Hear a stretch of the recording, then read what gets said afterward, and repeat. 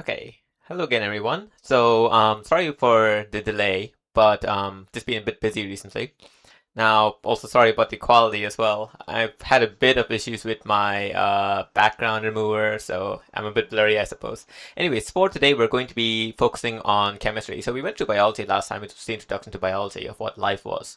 For chemistry, I thought it would be a good place for us to start with what matter itself is. So we're going to be going through what constitutes matter, what's the definition of matter, and what is matter made up of.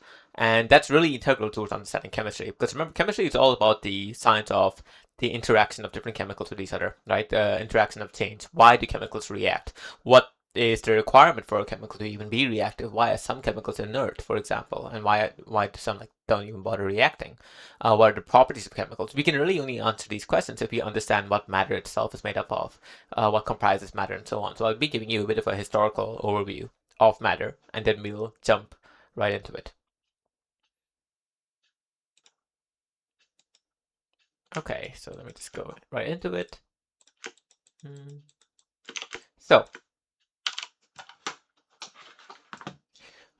remember again that chemistry is just, well, there's many different definitions of it, I suppose, but here was one, which is that chemistry is the science of change. It's the science of how chemicals can interact with each other. So the science of how chemicals behave and interact with each other. And if we're being with one another. And if we are being a bit more specific, rather than using the word chemicals, we can just use the word matter itself entirely, right? So again, in order for us to talk about what chemistry actually is, we need to then first talk about what matter actually is, right? So here is the basic definition of matter that you might see in a science textbook if you pick it up, right? So you could say that matter is anything that occupies space and has mass. Or I suppose you could also say weight. Slightly interchangeable in this context, but not necessarily. But anyways, so matter is anything in the universe that occupies space, meaning it takes up some space. You can't just phase through it. Like me right now, my hands are considered matter. Why? Because my right hand cannot pass through my left hand, right? So that's like an example. It gets a bit more complicated than that in reality, but that's the basic definition we're going to stick with for now. Okay, and the other criteria is that it needs to have mass, meaning it needs to be able to be subjected by gravity, which also again is a bit complicated, but we're going to stick with this for the time being. Okay, now this is what constitutes matter. And there's been a question for a very long time of what matter is actually made up of, right? There were many philosophers in the past, many prominent ones, who were thinking whether there's a limit to how small something can be, right? We now know that there is a limit, and but back then we didn't really know exactly what that limit was, and there was a lot of different theories about it, right? For example, back then people had thought that, well, like one popular theory of matter was that everything is made up of five basic elements, and what they call those water, wind, fire, water, and air. Like those were the basic elements that they believed made up other things. So they believed that life, for example, was made up of fire and water, stuff like that. Right? This was a very basic kind of concept that they had, but they were on the right track because essentially this line of thinking later led down to us realizing that matter itself is indeed made up of different elements. And when I'm talking about an element, that would just be a particle that you can repeat more and more and more that can make up a particular kind of chemical. And it is a unique particle that you can clone. And you cannot really divide it as much anymore. So they were right in that line of thinking, but there wasn't as much scientific investigation or as much evidence back then for them to figure out for sure. Okay, so it was the Greeks that first, well, I think it was actually the Indians first that came up with this idea of elements, right? And then the Greeks later on, the ancient Greeks, they took this notion and they said that, okay, maybe people are made up of, atoms. They actually use the word atomos for that, right? And atomos, this means a very small unit. And what they believed was that, for example, water was made up of spherical atomos or spherical particles, and matter was made up of cuboidal particles. That was their theory, and this basically fell off. Like the theory was disregarded for quite a while until later on another scientist revived the theory and popularized it, and this scientist's name was Thomas Dalton. So this is where we're now leading into the 16th century.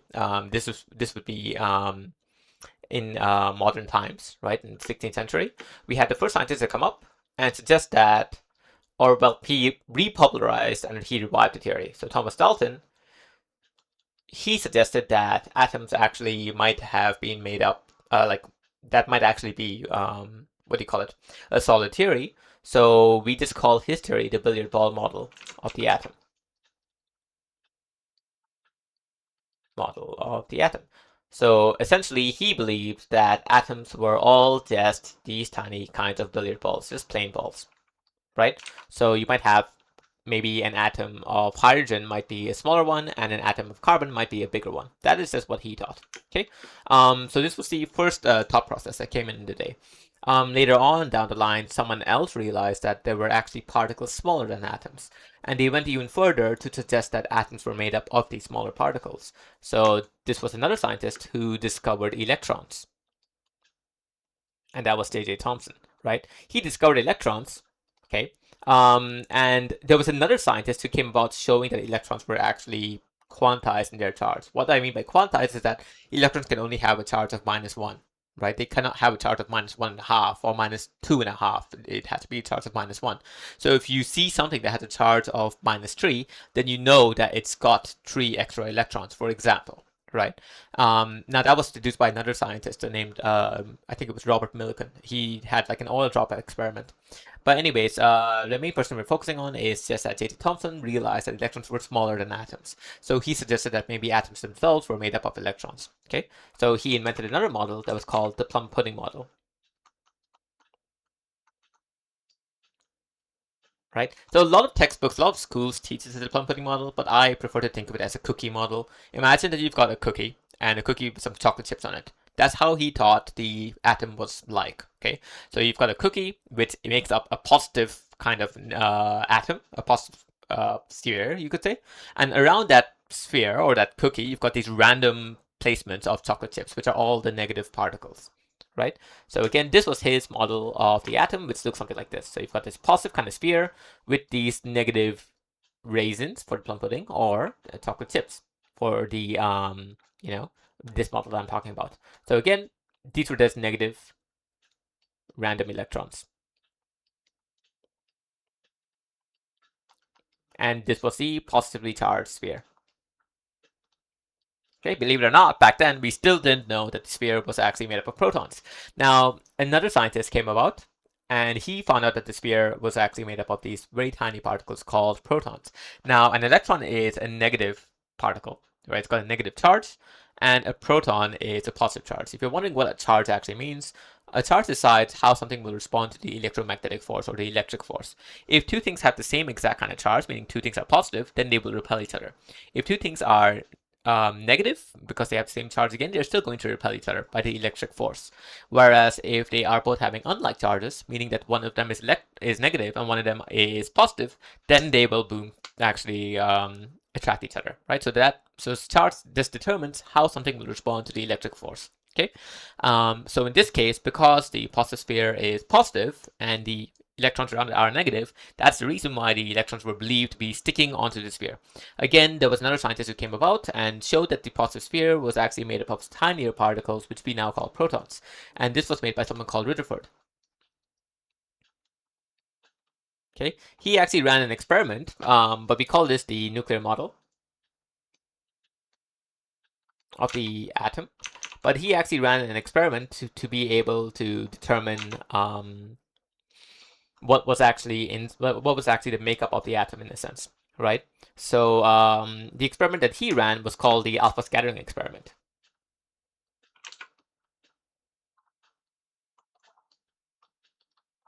And essentially what he did was, so I'm not going to go too much into detail on the source of what an alpha particle is, but for this in a nutshell, you can just think of an alpha particle as a positive particle. It's a slightly bulkier positive particle than a proton. Okay, that's what we're going to say for the time being, but you'll learn more about this later on when we're talking about radioactivity in physics. So anyways, he had this alpha source and he shot out these alpha particles from this alpha source. Okay, this is the Greek letter for an alpha symbol.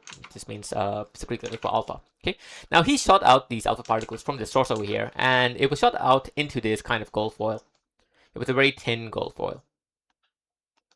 Okay, so what he expected was that if J.J. Thomson's model was true, that everything was made up of these solid spheres, right, as well as Thomas Dalton's model, then you would expect all of these alpha particles to bump off, right? That's what you would expect. However, what he saw is that most of the alpha particles just went straight through, which is quite odd. So most of the alpha particles just pass straight through. Okay, that is what he observed. And again, just so you know, an alpha particle has a positive charge. Okay, so that was very odd that he observed that. The next thing that he also observed was that very few of the alpha particles actually deflected.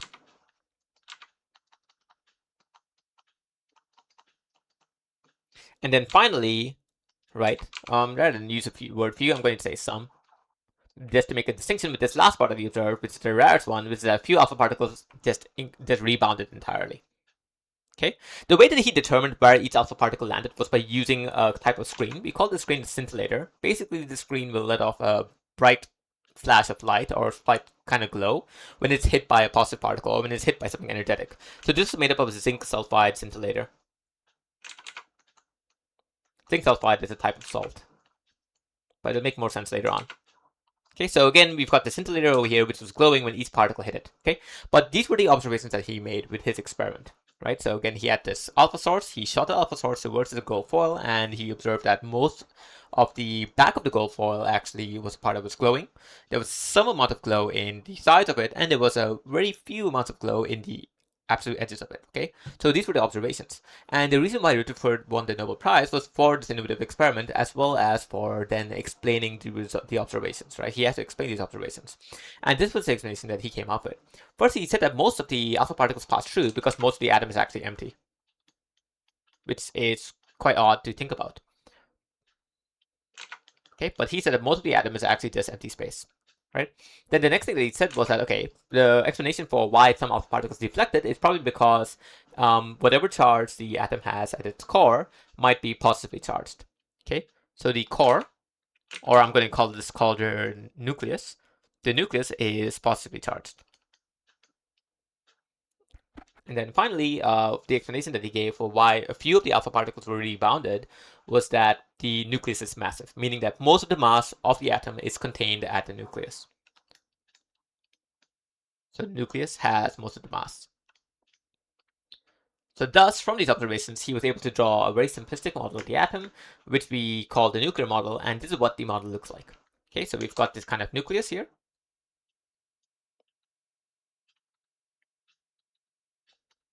which has these positive protons in it, and around this nucleus, we've got these electrons that are moving around it. Right, so like that. So let me just draw this a little nicer, just fit his model better. We have electrons like this, for example. We've got electrons like this, and we've got electrons whizzing around it. So this is what he suggested the model of the atom looks like. He said that electrons are very tiny particles. We don't really care about what they do, but they're spinning around the this nucleus in the center like atoms around, or like planets around the sun. Okay. So again, we've got these negative electrons that are spinning around the positive nucleus. That is what he taught. Some of you who are very astute might be noticing that in this nucleus over here, I've only drawn positive charge. Some of you might know that there are other particles in the nucleus called neutrons, but back then they didn't actually discover neutrons. They only discovered neutrons much later on, but it's still funny to think about, but also makes sense if you think about it because neutrons don't have a charge. But we'll go on more into that in just a moment. Anyways, this was the model of the atom that he came up with. Okay, and the key point here is that most of the mass is concentrated at the center. The center of it is charged, and also most of the atom is actually empty space, with electrons that are just whizzing around it. Right now, there was one issue of this model which mostly had contradictions towards physics, and I'll explain this really briefly what the contradiction was. The contradiction was that if electrons are these particles that are spinning around this atom, it would not be able to explain why atoms can only absorb a specific amount of energy. Right? This was proven by another experiment that Albert Einstein conducted later on. But either way, Rutherford's model was able to explain more things, but it was able to explain all of it. That's when we had the need for another model. And this model was introduced once we went more into quantum mechanics. Quantum mechanics is the branch of physics that deals with the study of really small particles. So once quantum physics was being investigated, that was when another scientist named Niels Bohr came up with a better version of what's going on here. He took Rutherford's model, but he revised it. And this was the model that we call the orbital model or the Bohr model of the atom. So this was again made by Niels Bohr, and he invented what we call the orbital model or the Bohr model. Okay. Now again, just so you don't lose sight, remember the reason why we're going through this is because you need to understand what is the being and what's the makeup of atoms in order for us to understand what's going to happen in chemistry, what's going on in chemistry. All right. So just keep sight of that. Like we need to go through this so that you understand why we are why do chemicals even interact in the first place. Anyways, with this orbital model over here, right? What Niels Bohr suggested was that the atom has these protons in it. Okay. Later on, this wasn't invented. Like this wasn't said once Niels Bohr invented the orbital model. Okay. When Niels Bohr invented the orbital model, they were under the impression that it was just protons in the nucleus. It was only later down the line that someone else figured out that, oh, okay, we've actually got neutrons that are in there, not just protons, so let's add the neutrons in there. I think the name of that scientist was James Chadwick. So he figured out that there were neutrons as particles. And the way that he figured this out that they were neutral particles was by noticing that they didn't interact with electric or magnetic fields, which means that they have no charge. But they later figured out that neutrons were in the nucleus. So right now that I'm drawing this, I'm going to include the neutrons in there, but just keep in mind that in the actual orbital model, technically speaking, there weren't any neutrons in there back then. But, later on it was revised, and now the model that we teach today is that there are neutrons in there. So, anyways, I'm going to include the neutrons in there. So we've got, let's say, some 3 protons here and 4 neutrons in the nucleus. And because we have 3 of these protons, we also need 3 electrons to neutralize out the charge. And you can see that the way that I'm drawing this now is going to be very different to the structure of the atom up there. Okay, so the way that I'm drawing this now shows you that the electrons are all assigned to their own specific paths that don't necessarily have cross sections with each other, right? But they are moving in their own well-defined paths. This is the key difference between Rutherford's model and Niels' model. Okay, now Niels or Bohr, what he suggested or what he figured out was that electrons must move in specific orbits. Okay, an orbit is defined as a specific path, not necessarily a path, but a region of space that an electron must travel in. Okay, what that means is the electron cannot just randomly whiz around wherever it wants to be. It has to follow this specific orbit. Okay, that also is one of the key definitions for something to be called a planet in science or in astronomy, right? In astronomy, in order for something to be considered a planet, it needs to be having its own specific orbit that's cleared of any debris, right? That's the reason why Pluto was kicked off the planet tree in a sense. It was kicked off the planet tree because its orbit wasn't clear. But in the case of in the case of atoms, electrons have a very well-defined orbit. They cannot move out of that orbit. That is what you should keep in mind for the time being. And I know that I'm just drawing circles over here, but in reality, the orbits are a lot more complicated. They're not just circles, they're a lot more complicated. You don't need to know just yet about what the actual shapes of the orbits are. But what you should keep in mind is that an orbit is a specific defined space or a specific defined region. So some electrons might have a really weird orbit. Doesn't matter. They're going to follow that orbit till the end of time until something changes. Maybe the electron gets more energy, for example. So in which case, it'll jump to another orbit, right? But this is what the model of the atom looks like. So again, just to label this for you, we can call this over here the nucleus, which has 2 particles in it, protons and neutrons, both of which we can also call nucleons. And then we've got the electrons over here. Okay, now these protons are positively charged of +1, the neutrons are having 0 charge, and the electrons are negatively charged. Another point as well is that the mass of a proton and the mass of a neutron is approximately the same. In reality, it's actually the neutron, I believe, is slightly heavier than the proton. But anyways, the mass of these two are approximately the same. You can say that they have 1 unit of mass, right? So 1 unit of mass. Whereas the electron basically has 0 units, but in reality the mass is 1/1836 that of a proton, meaning that if you wanted the mass of an electron to match up the mass of a proton, you would need 1,836 electrons approximately for the masses to add up. So this is usually the reason why, if we are looking at the charge of the atom, of any atom, then we will look at how many electrons and protons it has. Whereas if we're looking for the mass of the atom, we don't care about the number of electrons, we care only about the number of neutrons and number of protons. Right? So once again, the mass comes from the protons and neutrons. You can think of each neutron and proton as having a mass of 1 unit, and the mass of the electron is basically negligible compared to that. Okay, so this is the current model of the atom as we know it today. That we've got a nucleus with these positives and negatives in it, positives and neutral particles in it, and then you've got these negatives that are arranged around it that are in their own specific orbits. Okay, so just to summarize that as well, okay, we're just going to define what an atom actually is now. Okay, so you can say that an atom is a fundamental particle. Well, not necessarily fundamental, but I guess you could say it is a basic building block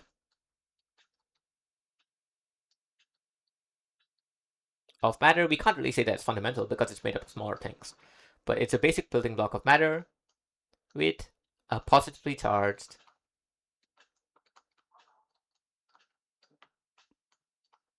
nucleus at the center, along with electrons in orbitals moving around it.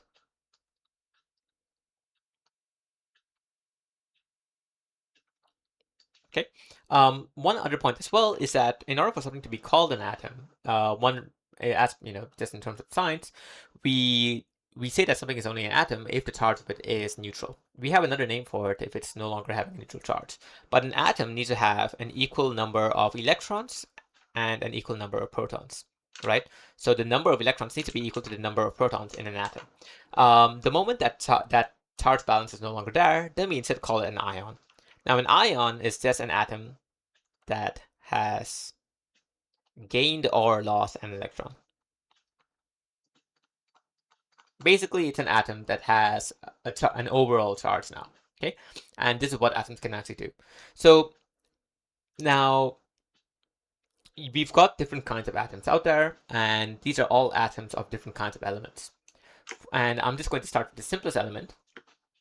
Okay, the entire theory of elements itself, of how different elements were discovered, is essentially by checking to see whether you can separate something through chemical reactions, whether you can isolate something and get a pure substance out of it. And this was experimented on for a very long time. But the most famous proponent of it was someone that was named Mendeleev. And Mendeleev, what he did was he was the first person to suggest the idea of a periodic table.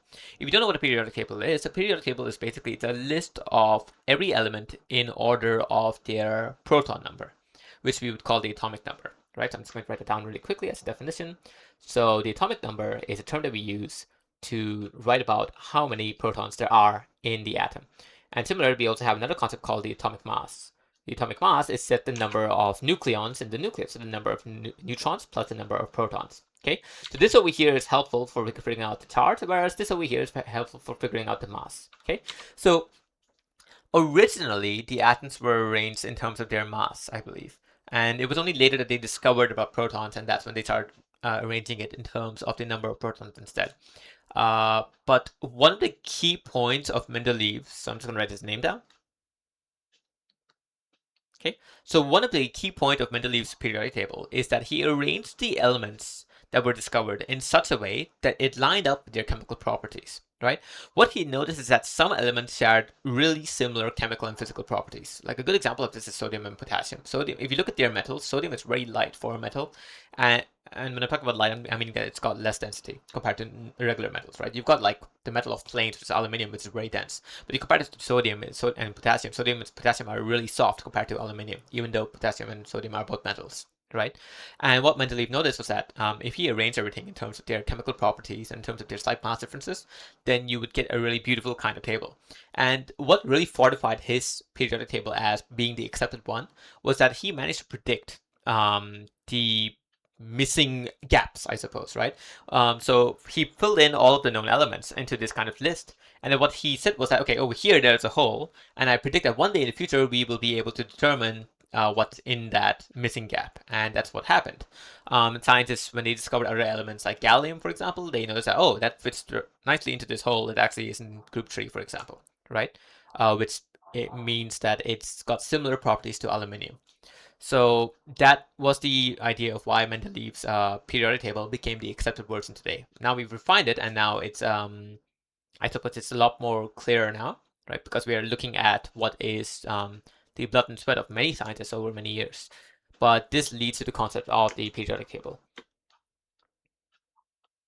Okay, and now in the modern periodic table, we arrange the elements. So we arrange the elements in groups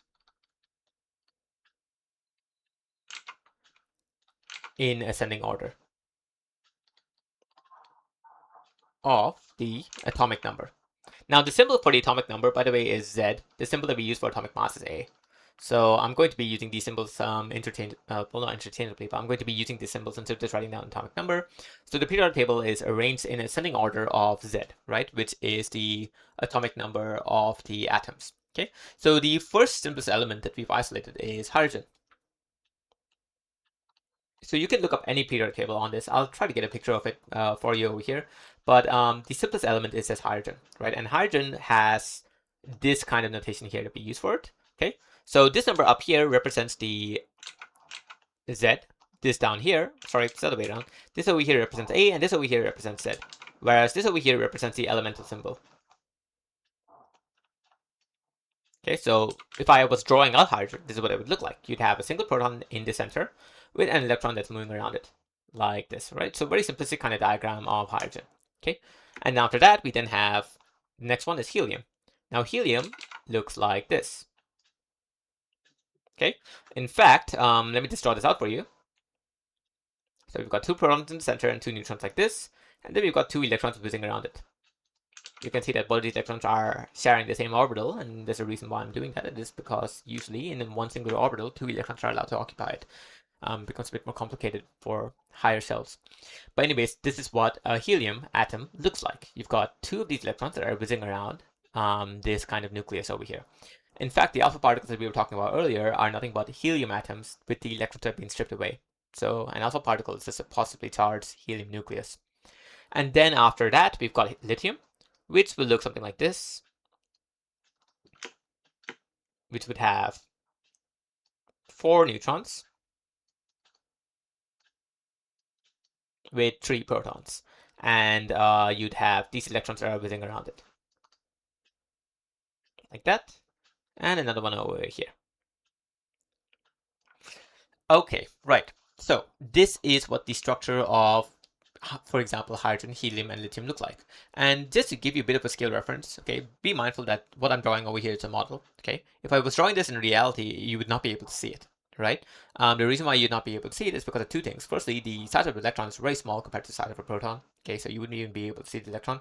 The second thing as well is if I realistically drew what the atom looked like to you, if I drew the nucleus over here, it would be impossible for me to, without zooming, show you where the electron would be. The reason for this is because the size of the atom is about 10 to the power of minus 10 meters. We also call this 1 Armstrong.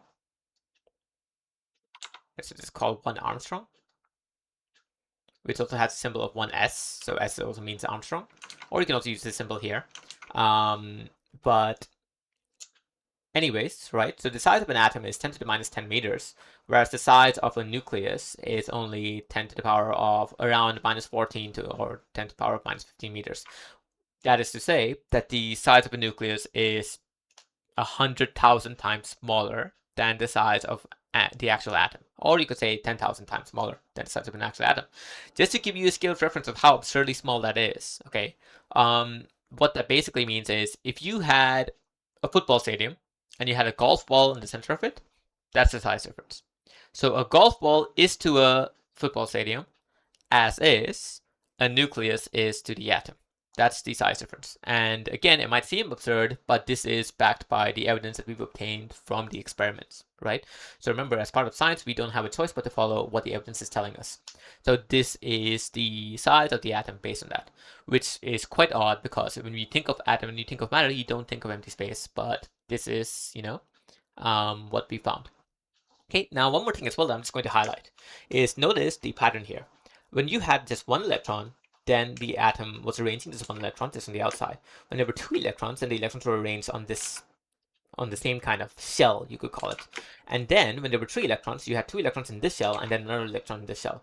Understanding this concept is very integral towards understanding why different chemicals have different chemical properties and reactivities. Okay, so just to give you an idea, in atoms, electrons are always arranged in something called shells. Okay, shells are actually a collection of orbitals. Okay, so you've got orbitals and then you've got shells. So the shells encompass different kinds of orbitals, but there are different shells that are encompassing electrons in them. Okay, and each shell has their own energy level.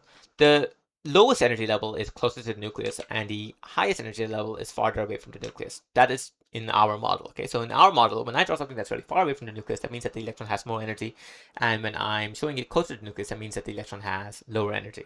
Okay, but this is what the shells encompass. So these shells are holding electrons, and they are also combinations or groups of orbitals. Okay, so we've got different shells that you should know about. We've got the first shell, second shell, third shell, and so on, but some people like calling these the K shell, the L shell, the M shell, and the N shell. And it keeps on going as well, but we're only going to talk about these four shells for now. The formula that decides how many electrons fit into these shells is given by a formula that's called 2n squared, where n represents the shell number. So in this case, we plug in the formula, that would be 2 times 1 squared, which gives you a maximum of 2 electrons. And over here, we get a maximum of 8 electrons. And then over here, we get a maximum of 18 electrons. And then over here, that would be 32 electrons. Okay, these are the different orders of the electrons that each cell can hold. It gets a bit more complicated because remember I told you that the electrons are arranging themselves in cells, but cells themselves are groups of orbitals. So in reality, each of these orbitals over here kind of divide themselves into suborbitals. They would divide themselves into an s orbital for this one and an s and a p orbital for this one, and so on. Okay, so we're going to talk more about this later on. For the time being, I'm not going to go too much into this because this is quite complicated. But I want to give you a simplified idea of what the electron configuration, this means the order of electrons. I want to show you what the order of electrons look like for different elements. And keep in mind that the reason why the electrons are doing this is because the electrons are trying to arrange themselves in order of lowest energy. This is always how the universe is. The universe will always try to take the lowest energy state possible. Okay, anything in the universe will always try to do that. The analogy that you can think of this is that we tend to be pretty lazy, so we will always try to sleep in. That's because we try to occupy the lowest amount of energy, right? That's like a bit of a simplified analogy, okay? Anyways, just to start, hydrogen would have only one electron. Helium would only have two electrons. Lithium would have an electron configuration of 2, 1, meaning it has two electrons in the first cell and then one electron in the second cell. So we got hydrogen, helium, lithium, and then we got beryllium, which will have 2, 2, boron, which will have 2, 3, carbon, so hydrogen, helium, lithium, beryllium, boron, carbon, nitrogen, oxygen, fluorine, neon. Okay, let's keep going. So this is going to have 2, 4. This is then going to have 2, 5. This is then going to have 2, 6, 2, 7, and then finally we have 2, 8. Okay, and then right after neon, we will then have sodium, I believe. Yep. Which is 2, 8, and 1. Okay. You've got many different elements as well. I'm going to skip ahead, but just want you to notice the order. Okay. So all the electrons are arranging themselves in ascending order in this kind of rule over here, I suppose, right? So they have to fill the lower energy levels first before they can then fill in the higher orbitals. All right. And what is key for you to notice is that if you look at observations in reality, helium and neon are actually inert. They are very unreactive. Okay, whereas these guys over here are super reactive. Okay, and carbon over here I would go on to describe as semi-stable. Okay, I want you to pay attention to this, and I want you to look at the correlation of these observations that we've noticed with experiments to the electronic configurations that we've seen of these atoms, right? The most reactive elements are the ones that have orbits that are either almost empty or almost full. You can see in the case of lithium, that's almost empty. It's 2, 1. It's very close to being 2. Okay, and in the case of fluorine, it is, what do you call it? It's almost full. It's 2, 7. It's close to being 2, 8, right? And if you look at carbon, 2, 4, that's smack in the middle. So that's semi-stable, right? And then you've got neon as well, neon and helium, which are fully filled up. So they are actually fully stable, okay? So what we've realized from this is that the stability points of atoms corresponds to how many electrons are in them. Okay, if the atoms have full electrons, then in their shells, then they tend to be stable. But there is a Goldilocks region. It's not like you can have an atom and you can keep on pumping electrons into it and expect it to be stable. It needs to be what do you call it? The electrons have to be given so that the atoms are closest to their level of stability. Like, just to give you an example, right? For lithium, the way to make lithium stable is to remove one electron from it. Of course, what you could do is you could give it 7 electrons, but that point of stability is way farther away than 2, 1, which is closer for lithium. Okay, that is to say that giving lithium an electronic configuration of helium would make it more stable than giving lithium an electronic configuration of neon, right? That isn't to say that it would be relatively stable. Like, of course, it might be a little stable if you give it an electronic configuration of neon, but ultimately it's going to try and go towards an electronic configuration of helium because that is closer to its original state. Okay, so there's a bit of a balance in that sense. But if you can understand this concept, this will make you understand what is the entire point of chemistry. Okay, the reason why atoms even interact in the first place is because they always try to attain the point of stability, where you've got an electronic configuration of 2, 1 that's trying to go towards an electronic configuration of 2, in this case by losing electrons. Right now, before we go a bit more into that, I just want to cover one more thing just really quickly while we're on the topic of electronic configuration. Okay, so remember that we have to deal with these really weird suborbitals over here. Okay, so if we continue to write down the names of the elements, so that's going to be sodium, magnesium, aluminium, silicon, phosphorus, sulfur, chlorine, argon, potassium, and then calcium. Okay, and it keeps on going, scandium, platinum, and so on. But with magnesium, it's 288. 282. Then we got 283 for aluminium. Then 284 for silicon. There's a reason why we use silicon for silicon chips and computers, and you can see that it's semi-stable, so it can form many different compounds, right? And then we got phosphorus, and then we've got sulfur, and then we've got chlorine, and then we have our argon over here. You can notice that argon is a noble gas, or it's inert, not that reactive, even though this orbital over here is technically not full. And the reason why that's the case is because the shell, which is the KLM, so this is the M shell, right? So the M shell might not be full, but the subshell, which is the S and P and D orbitals, might be full. Okay, we will look more into that later on. And then in potassium, you would expect this to be a 9, but instead it jumps towards a 1. The reason why is because it's more energetically favorable for the electron to put itself here in the next fourth shell rather than the third shell. And for calcium, it then becomes 282. Okay, so just remember, it's a little weird, but electrons will try to arrange themselves in the order of least amount of energy. The reason being that the universe is lazy. You can think of it like that. Okay, the actual reason is to do with entropy. Systems will always try to move to maximize their entropy as well as minimize their energy, so it's a bit more complicated. You'll learn more about that in thermodynamics. But this is what it looks like for these atoms. Okay, now we're going to go back into reactivity, and I'm going to show you an example of a very simple reaction. All right, so there's different kinds of reactions that can take place. And these will lead to different kinds of substances based on how the electrons are distributed, whether they are stolen or whether they are shared, and so on. Okay, so firstly, we're going to talk about the simplest example that I can think of, which is just lithium reacting with fluorine. Okay, now remember that lithium has a configuration of 2 and 1, and fluorine has a configuration of 2 and 7. Okay, ideally, the fluorine wants 1 electron to become energetically favorable, and the lithium wants to give away, so it wants to throw, so it wants to lose 1 electron. Okay, and that is to become energetically favorable by sharing an electronic configuration with helium, for example. Right.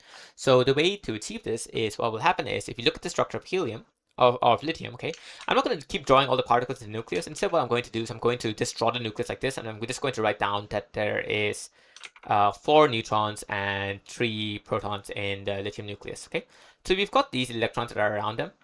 And again, rather than drawing them as electrons, I'm instead going to draw them as crosses. So we call this a dot and cross diagram, or the dot and cross model. But this is what lithium looks like. So we've got one orbital here, and then we've got another orbital over here. And then for fluorine, we've then got Let's see, so what was it for fluorine? So it's got 9, so it should be looking something like 9 protons and 9 neutrons. Okay, so in the first orbital, we have these two. And then in the next orbital, we then have one here, two here, two here. Rather than draw crosses, I'm going to draw them as circles instead. Just realize that. So we have one circle here, another circle here. Keep in mind that these are just electrons. So the reason why I'm drawing them differently is just to show which electrons belong to who. Okay, so we've got these crosses over here, and we've got these circles over here. Now, remember in the case of lithium, lithium wants to give away an electron. So the way that the lithium does this is by giving its electron to the fluorine over here. And that leads to the formation of the following, right? The lithium is now going to look smaller because it's lost a shell. And it will only have 2 electrons here and here. We can put square brackets over this and just write a plus sign here, just to signify that the lithium is now a positive ion. We call this a lithium ion, right? The fluorine has now gained an electron. So if I were to draw it, it would look something like this. Oops, sorry, that should be circles. So we don't have this. Okay, and around this we have a negative charge, and this would now be fluorine. Okay, so we will call this a fluoride ion. I'm just going to write them down. So this is a lithium ion, and since it's a positive ion, you can also call it a cation. That's a positive ion. And this over here is a negative ion, so you can also call this an anion, right? So this is a fluoride ion. Okay, and there's no coincidence that, remember what I told you earlier, right? One of them is now positive, one of them is negative. So they've got unlike charges.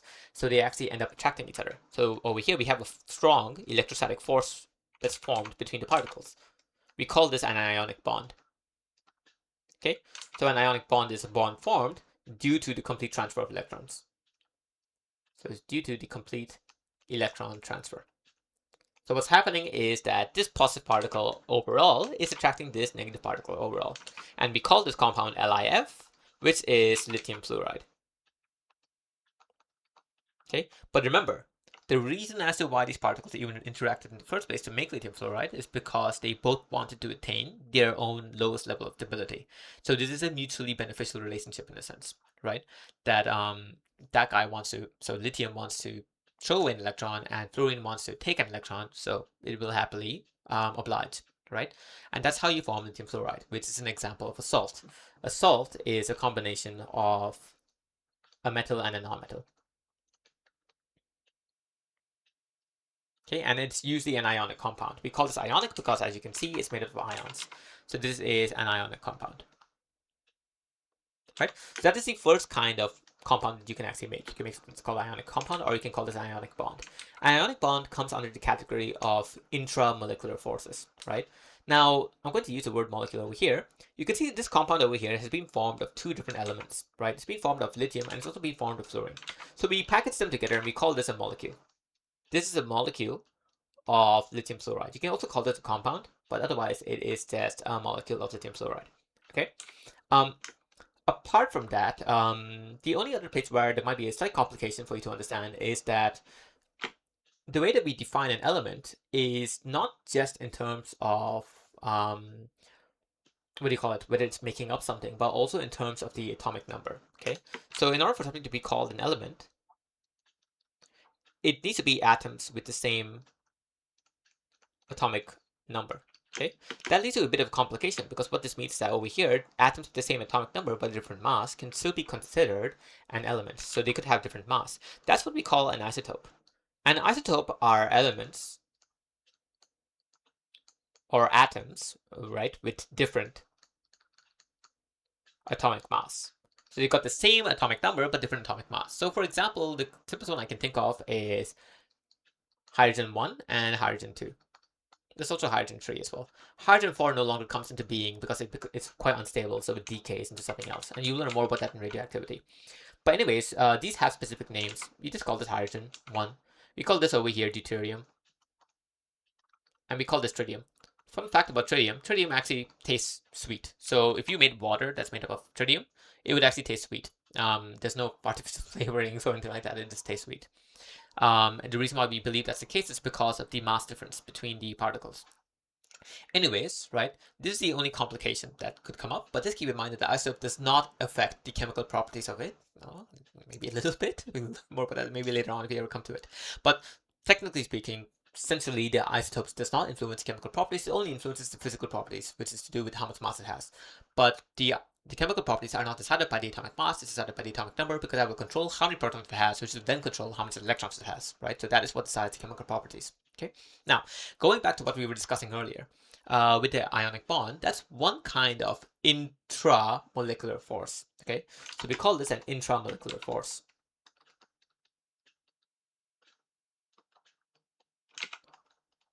Molecular is referring to the molecules, and intra is referring to being between or within the molecules themselves. So you can see within this molecule over here, so within it, there is a bond. We call this an intramolecular force. This is one of the 3 intramolecular forces in the entire universe that can be formed, okay? Which we call an ionic bond. There are 2 more that I'm just going to discuss really quickly right now. The other is called a covalent bond. Okay, now a covalent bond is a bond formed due to the mutual sharing of electrons. Simplest example I can think of with this is hydrogen again. So if I draw a particle of hydrogen, with an electron around it, another particle over here with another electron around it, what's going to happen is both of these hydrogens really want to have 2 electrons. So what they will do is they will end up sharing this with each other. So they will mix up their orbitals like this. We call it hybridization, as in the orbitals are being hybridized, they're being combined, right? They're being meshed into each other. But you've got one hydrogen here, another hydrogen here, so you end up with an X over here, and you end up with a circle over here, right? So this we call a covalent bond. And one of the key points of covalent bond is that it's usually formed when there's not much difference in the attractive power of the atoms or the nuclei towards the electrons, okay? This is a concept that we call electronegativity. You will learn more about this later on. But essentially, like in a nutshell, what I'm talking about is in order for a covalent bond to be formed, both of the nuclei need to have the same level of greed in a sense. They both need to have the same attractive wants towards that particular electron. So in this case over here, it's very clear that they both have the same level of attraction because they're both literally the same nucleus. They both have the same charge. So they will both attract the electrons in the same exact way. Okay, and that's what leads to the formation of a covalent bond. That's one of the requirements. Whereas in the case of an ionic bond, the requirement was that they need to have vastly different levels of attraction, right? So you can see in the case of lithium, back up there, in the case of lithium, lithium did not want anything to do with an electron, whereas this guy over here wanted everything to do with the electron, right? So that big electronegativity difference between them is what establishes that this is an ionic bond. Whereas over here, this is just a covalent bond because there's not much difference in attraction between the 2 nuclei, okay? So that's what we are getting over here with this kind of covalent bond here. So this is an example of hydrogen gas. This is what hydrogen gas actually looks like. It's just what we call H2. Right? So the 2's down here as the subscript just represent that there are 2 hydrogen atoms that are joined together to make a hydrogen molecule. So a hydrogen molecule just looks like this. And again, the reason why this even works is because this positive nucleus and this positive nucleus are both attracted to this negative shared electron pair. And that is the requirement to form a covalent bond. Okay, that is the second kind of intramolecular force that can be formed in the universe of all matter. Apart from that, there is a third one, which we call a metallic bond. A metallic bond is formed between metals. Okay, and it's formed when 2 metals want to really give away their electrons. Hydrogen can also do this, in fact, but hydrogen can only do this under really extreme pressures, otherwise it can't. But anyways, let me give you an example of a typical metal. Let's just talk about aluminium. Okay, so if you look at the structure of aluminium, it has a structure of 2, 8, 3. So you're going to have 2 electrons here, then 2 here, total 4, 2 times, well, 4 pairs, so we can have 8. And then we have one more outer shell here. We call the outermost shell the valence shell. And then we'll have 3 electrons here, I suppose. Okay. Now, this aluminium wants to give away these 3 electrons. If it's close to another aluminium, what they're all going to quickly realize is that they can all just give away all 3 of their electrons in unison and let the electrons flow around them just naturally, right? We call this formation that forms a metallic bond.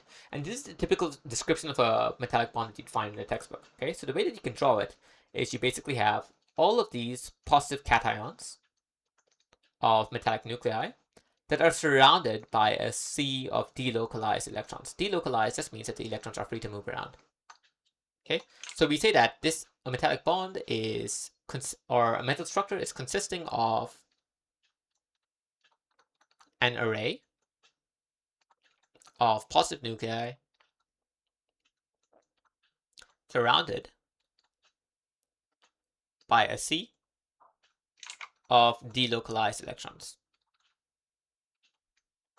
If you adopt this model explains a lot of different things. For example, it explains why metals are really tough with being able to bond together. It also explains why metals can actually conduct electricity because the electrons are free to move inside it, and the electrons are carrying the charge in electricity. And it also explains why metals are good thermal conductors, meaning that if you heat up one part of a metal, the heat will transfer to the other end of the metal very easily compared to something like plastic or compared to something like wood. The reason why that's the case is because in a metal, when you heat up one end, the electrons that are heated up will whiz around and transfer that heat energy to the other end, right? So they will diffuse through it. Okay, that's just to say that they will spread out through it to transfer that energy. Okay, but this is the reason why metals are good conductors of electricity and heat, and it's explained by this kind of metallic bonding structure, right? So based on whether a compound forms, or based on whether a molecule is forming metallic bonds, covalent bonds, or ionic bonds, that determines what kind of structure it has, right? Which we can briefly categorize into three kinds of structures, which we can call giant ionic, simple covalent, or giant covalent, or giant metallic, right? So giant metallic just means it's a giant structure of metals. So for example, if you have a piece of aluminum in your hand, you can imagine this structure over here being repeated indefinitely in 3D. Okay, and there are other structures out there that are giant covalent compounds. For example, silicon crystals, or you've got diamonds as well, or you've got graphite. We will look more into this later, but that doesn't mean that every giant structure is a kind of giant covalent compound. You could also have a simple molecular structure, simple covalent compound, like let's say water, which is made up of H2O. And that again is by a covalent bond, where we have a hydrogen over here next to an oxygen, and then next to this oxygen having two electrons over here. This is what water, which is made up of two atoms of hydrogen and one atom of oxygen, actually looks like, right? Um, so you can see that the oxygen has eight electrons, so it's happy. The hydrogen has two electrons, so it is happy. And if you recall, the electronic configuration of oxygen was 2,6, and for hydrogen it was two. It was just one. So again, the hydrogen wants to have an electron configuration of 2, and the oxygen wants to have an electron configuration of 2,8. So again, I've omitted the inner shell of electrons for the oxygen here, but this is what the water molecule would look like. Now it's a bit more complicated because this electron pair and this electron pair here are negatively charged. So what ends up happening is that this electron pair and this electron pair repels each other. So water molecules end up looking more like this instead. You've got the oxygen over here, you've got the hydrogen here and here, and you've got the electron pairs over here, right? So water molecules as a consequence of this are slightly polar, meaning that they are slightly negative here and they're slightly positive here. And this leads to water being one of the most interesting molecules on the planet, and the reason why it's so vital for life as well. It leads to a lot of interesting things, like the fact that it can dissolve other chemicals very easily, as well as the fact that it has got a high melting point and so on, right? But anyways, this is what water looks like, and this is again an example of a simple molecular structure, or simple covalent structure, as opposed to something like diamond, which would have a giant covalent structure, and we will learn more about diamond later on. Okay, but this is the outline of what the different atoms look like in the periodic table. And just really quickly, just to show you an example of some of the groups on the periodic table as well, I'll just get a diagram of it here. Okay, so this is a picture that I've taken this from Wikipedia, but just to show you what I was talking about, right? These are all the elements that we know of, or that we've been able to form to a stable amount, right? The problem is if you're trying to make heavier elements, then they will become quite unstable. So the challenge lays in trying to isolate them for long enough periods that they remain without decaying. But anyway, these are all the elements we know about so far. And you can see that they've arranged the periodic table into these rows over here, okay, and groups, right? So we've got group 1, group 2, group 3, group 4, and so on. And we've also got period 1, period 2, period 3, period 4, and so on, okay? The period shows the position of the valence electron, okay? So again, this over here is about the position of the valence electron. Valence electron just means what's the outermost electron position. So in the case of hydrogen, it's in the first cell, so that's why it's in row number 1. And in the case of lithium, it's in the second cell, that's the reason why it's in row number 2. Okay, that's what the period shows. The group shows the number of electrons in the valence cell. So for example, if I look at fluorine, over here, because I know that fluorine is going to be in, let's say if I count this as 1, so group 1, group 2, we can ignore this for the time being. So this would be group 1, this would be group 2, this would be group 3, group 4, group 5, group 6, and group 7. You can see that because it's in group 7, I know that fluorine is actually going to have 7 electrons in its outermost shell, right? That is the key point here. And what I want you to notice as well is that because of the group 1 metals, right? These are all metals, apart from hydrogen. But again, hydrogen can be behaving a bit like a metal when it's under the right amount of pressure, okay? Now, all these metals over here are highly reactive because of the fact that they have 1 electron in the outermost shell, and they're just super eager to throw away that 1 electron. Whereas over here, these non-metals, which are gases when they start out, and then later on they become solids. But these non-metals over here are group 7 elements, which we call halogens. And these are also very reactive because they are very eager to take in 1 electron, right? So usually the very famous salts like sodium chloride, which is just common table salt, that's a white kind of table salt that's safe to eat and it's safe for you to sprinkle in your food.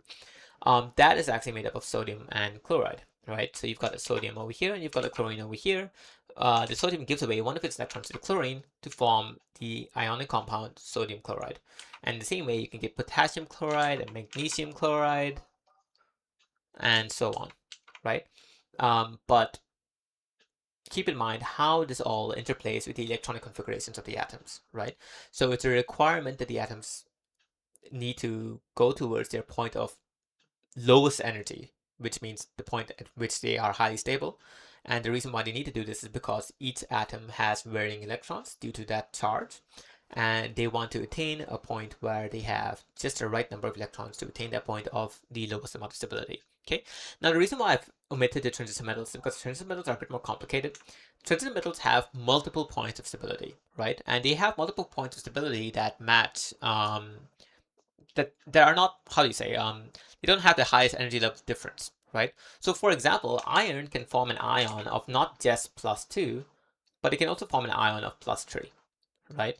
So transition metals form more complicated ions, which is usually why they are incorporated in our protein structure. For example, hemoglobin.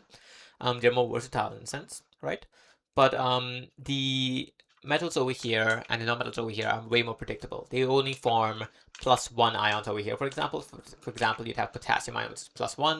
You have a sodium ion, which is +1. You have a lithium ion that's +1.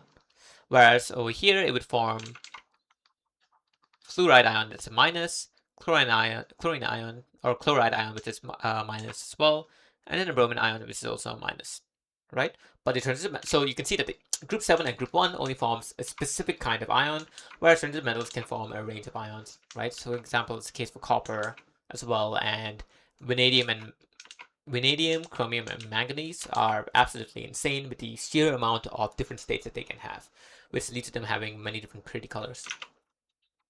But right, that otherwise would summarize it for this session. Now, just to summarize, right, the key reason as to why matter even interacts in the first place is because of the various energy levels that they have, and the fact that all of matter will, well, not just all of matter, but all of the universe will always try to move towards the point of the lowest energy state. Okay, so that's the key reason why they interact. And just keep in mind as well that all of matter itself is composed of atoms. And atoms themselves are made up of these tiny subatomic particles, which we call protons, neutrons, and electrons. And these were all discovered by experimentation, where we had one model for an atom, and then that model was revised over time in light of new evidence and new observations. right? Protons and neutrons have a charge of +1 and 0 respectively, and electrons have a charge of -1. The electrons are very tiny particles whizzing around the atom, and the proton and the neutron are the massive particles that are in the nucleus of the atom. That leads to the concept of atomic mass and atomic number, which will decide the mass and the charge of the atom. One other point as well is that atoms are extremely big compared to the actual size of the nucleus. The size of the nucleus where the mass is contained is 10,000 times smaller than the size of an actual atom itself, right? So most of me is actually just empty space, which is very weird to think about. But that is the reality of how matter actually works based on what we know. All right, so for the next session, what we'll be doing is we'll be talking about physics, which will be pretty exciting because this session over here covers what is matter. So for next time, we'll be looking more into what energy itself actually is, so that you'll have a better understanding of what I mean when I'm talking about energy levels over here. All right, thank you for watching, and be sure to like if you've enjoyed it, and let me know if there's any comments of what you'd want me to cover in the later sessions. All right.